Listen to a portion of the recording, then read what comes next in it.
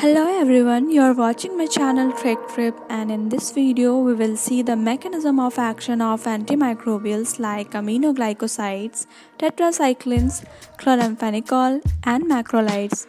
In the previous video we have already seen the mechanism of action of sulfonamides, cotrimoxazole, quinolones and beta-lactam antibiotics. Here, first we will see the basic structure of ribosomes. They consist of large subunit that is 50S and a smaller subunit that is 30S. They contain three binding sites, that is P site, that is peptidyl site, A site, aminoacyl site and E site. In the large subunit, the protein bonds are formed. The two subunits of the ribosomes join together with the mRNA. Ribosomes help in the protein synthesis. They locate the codon of the mRNA. The transfer RNA or tRNA carries the amino acid, also called as the aminoacyl tRNA. First, the aminoacyl tRNA attaches to the A site. Then it transferred to the P site or peptidyl site where the polypeptide bonds are formed. Then it transferred to the E site from where it exits the ribosome. Now we'll see the mechanism of action of these antimicrobials. Here one thing is common, that they interfere in the translocation. Now the aminoglycosides, for example streptomycin, gentamicin, amikacin and neomycin.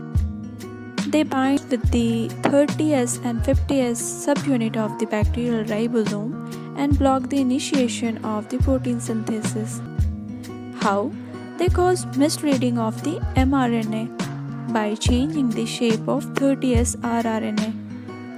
Also, they cause addition of incorrect amino acid by the tRNA, thus inhibit the polysome formation. Now coming to the tetracyclines, they are taken up by the bacteria by active transport. They bind to 30S subunit of the bacterial ribosome. Now they inhibit the peptide chain formation. How? What they do? They bind to the A site and block it, thus prevent the binding of aminoacyl tRNA to the A site. As a result, the amino acid can't be attached to the growing peptide chain.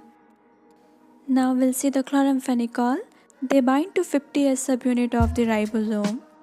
Although binding of tRNA at codon recognition site on 30S is undisturbed, the drug prevents the binding of the amino acid containing end of the aminoacyl tRNA to the A site on the 50S subunit.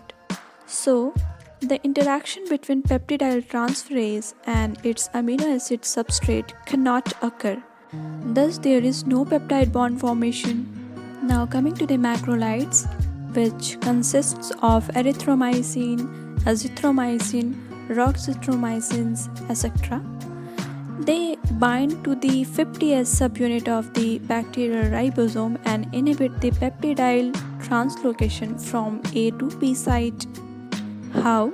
They bind to the growing chain and terminate it, so the A site is not available for the binding of the next aminoacyl tRNA. Thus, they prevent the protein synthesis. So these were the mechanism of action of aminoglycosides, tetracycline, chloramphenicol and macrolides.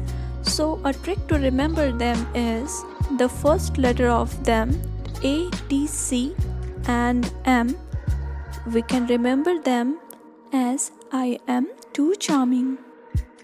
Stay updated for more videos. Thanks for watching.